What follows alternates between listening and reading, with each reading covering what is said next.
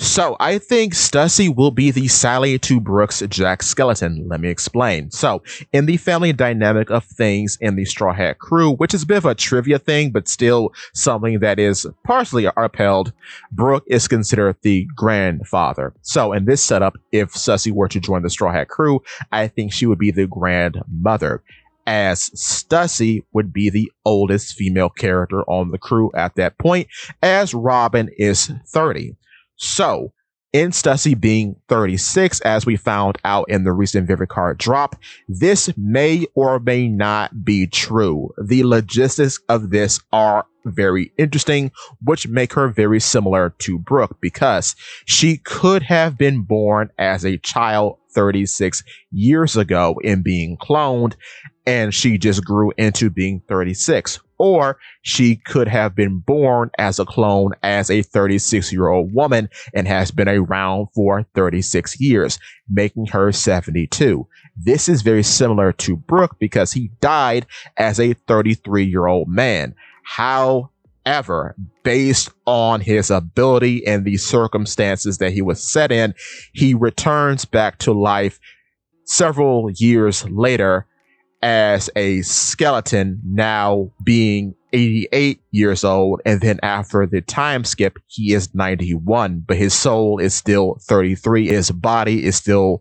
33, or at least has the bones of a 33-year-old man. So with that being said, both Stussy and Brooke are in a weird sort of they're this age but not really situation. With that being said, continuing, this could mean both of them are oddly immortal. Because of Brooke's abilities, he will live indefinitely unless his bones are severely damaged, because based on him being a skeleton, he is now beyond the need of biological processes, as his soul is the thing that keeps him in his world.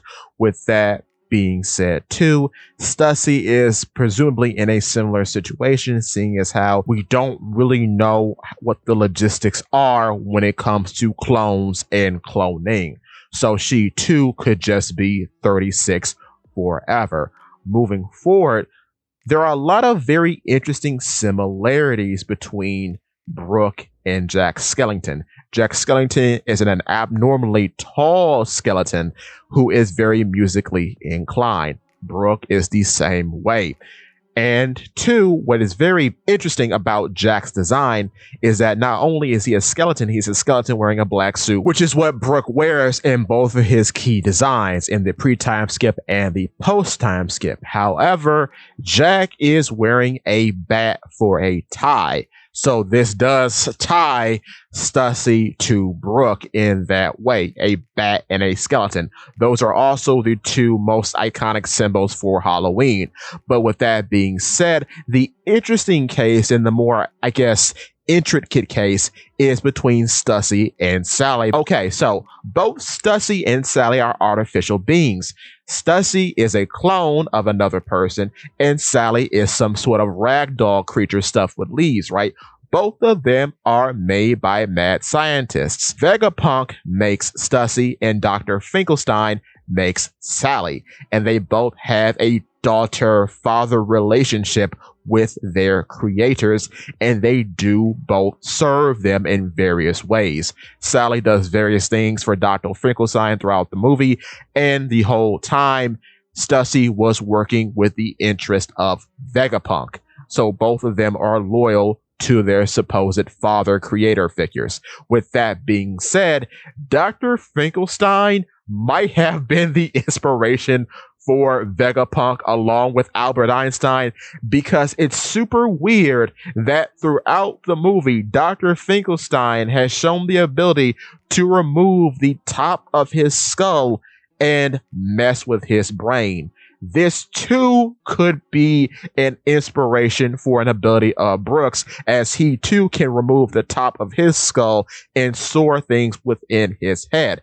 But Dr. Finkelstein does open up the top of his head and mess around with his brain constantly throughout the film Nightmare Before Christmas, until finally towards the end, Dr. Finkelstein takes half of his brain to put into a new female companion, presumably a companion that will play the role of his wife.